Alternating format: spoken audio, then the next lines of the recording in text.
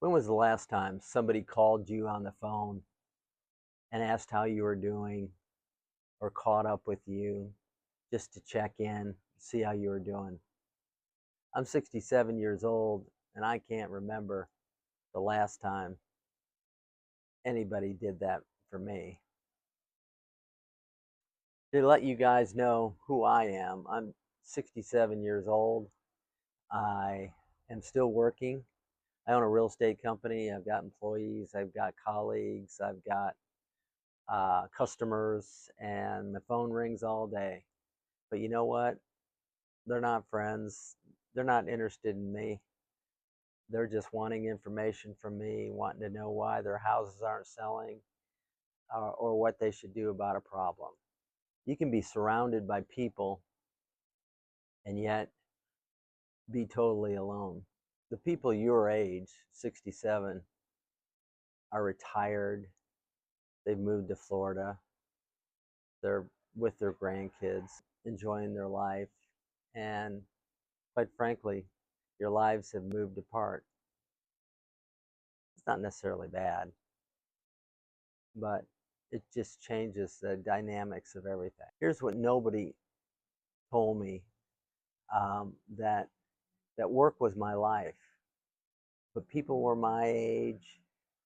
We would come to work and um, we would talk about the ball game last night.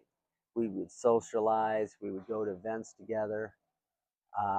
We After work, we'd go to a happy hour.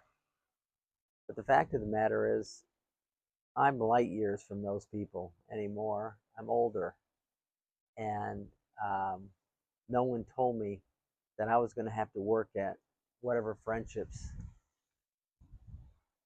I do have. The circle definitely gets smaller, and you really don't realize it until you start counting the empty chairs. But the empty chairs aren't the end of the story. It can be the beginning. And let me tell you what I did next. What I've learned at 67 is that I don't need 10 friends.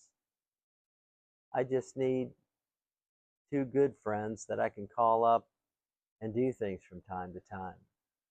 But the fact of the matter is, you have to work at it.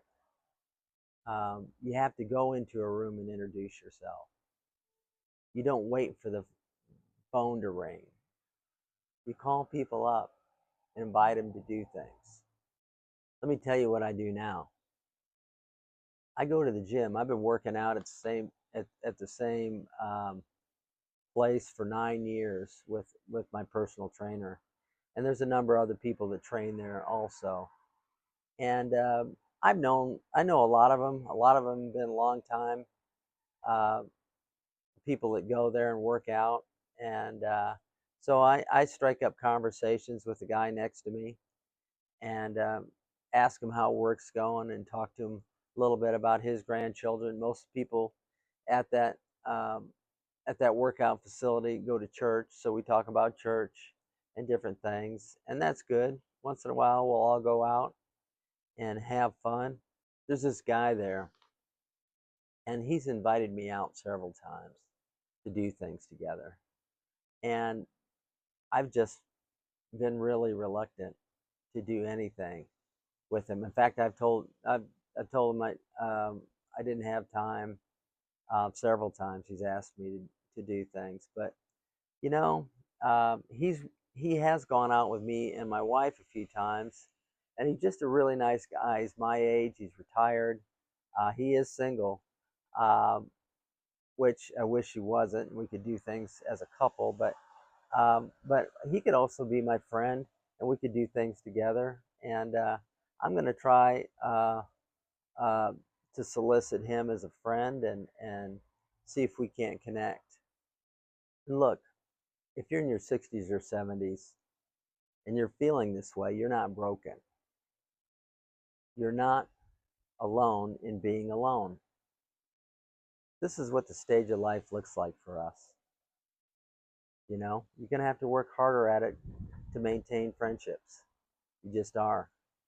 And hopefully, um, you can find a few. I know I'm going to. I'll let you know how I'm doing. If this information is helpful to you, please like and subscribe. I'm going to keep making these videos because they make me happy. I'll see you on the next one.